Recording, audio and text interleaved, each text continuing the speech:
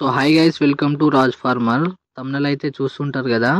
30,000 పెట్టుబడి, 30 రోజుల్లో 2 లక్షల ఆదాయం. ఎలానో చెప్తాను, వీడియో లాస్ట్ వరకు అయితే చూడండి.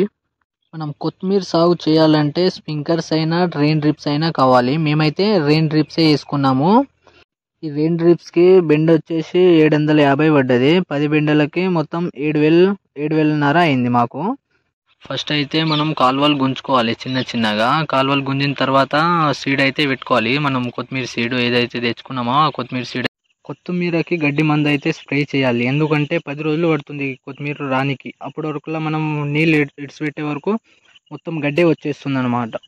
కొత్తిమీర మొలక ఎత్తడానికి 10-12 రోజులు పడుతుంది మినిమం. దానికన్నా ఫస్ట్ 10-12 రోజుల ముందు గడ్డే వచ్చేస్తుంది. అందుకే మనం గడ్డి మందు అయితే 100% కొట్టాలి. గడ్డి మందు కొడితే ఇగో ఇలా సులభంగా మంచిగా గడ్డి రాదు, ఏం ఒక మొలుపు కూడా ఉండదు. 30 రోజులలో అయితే మన కొత్తిమీర అయితే మన చేతికి వచ్చింది. ఇవాళ అయితే ఫస్ట్ డే పీకడము. ఇటు నుంచి అందాక సగం దొయ్య మొత్తం పీకేసాము. 750 కట్టలేమో అయ్యింది. వాటర్ కూడా ఎక్కువ పెట్టద్దు, 5 to 10 minutes మాత్రమే పెట్టాలి. ఎక్కువ పెడితే మొత్తం కూర మొత్తం ఎర్రగా అయిపోతుంది. అలాగే పైన యూరియా, గోమా లాంటివి ఏం యూజ్ చేయొద్దు.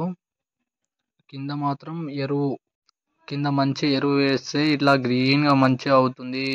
ఆకు పచ్చ కాదు, ఏం కాదు. మళ్ళీ మనం కొత్తిమీర కూడా హైబ్రిడ్ చేసుకోవాలి. లోకల్ తెచ్చుకుంటే జల్దీ పువ్వులు అనేది వచ్చేస్తాయి, ఖరాబ్ అవుతుంది, మొత్తం పంట మొత్తం ఖరాబ్ అవుతుంది. అందుకే మనం హైబ్రిడ్ తెచ్చుకోవాలి. హైబ్రిడ్ తెచ్చుకుంటే మంచిగా ఉంటుంది కొత్తిమీర.